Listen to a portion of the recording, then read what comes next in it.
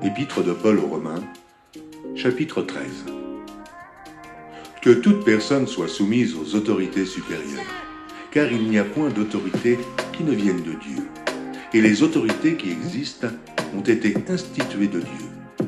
C'est pourquoi celui qui s'oppose à l'autorité résiste à l'ordre que Dieu a établi.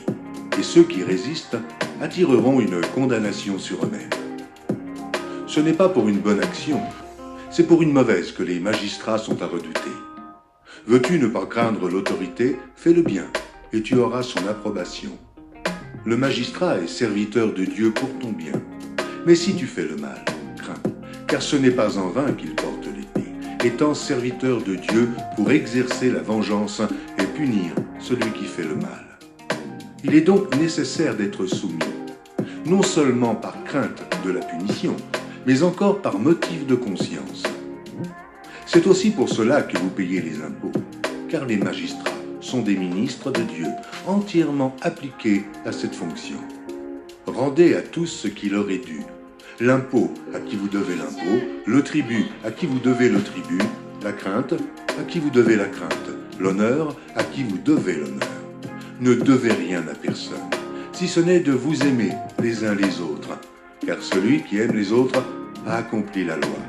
En effet, les commandements, tu ne commettras point d'adultère, tu ne tueras point, tu ne déroberas point, tu ne convoiteras point, et ce qu'il peut encore y avoir se résume dans cette parole.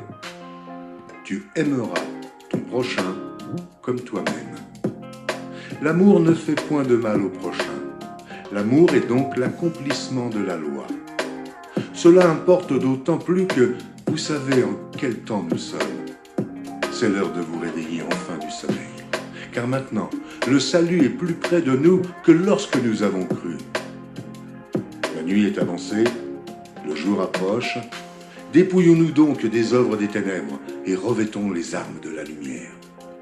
Marchons honnêtement, comme en plein jour, loin des excès et de l'ivrognerie, de la luxure et de l'impudicité, des querelles et des jalousies.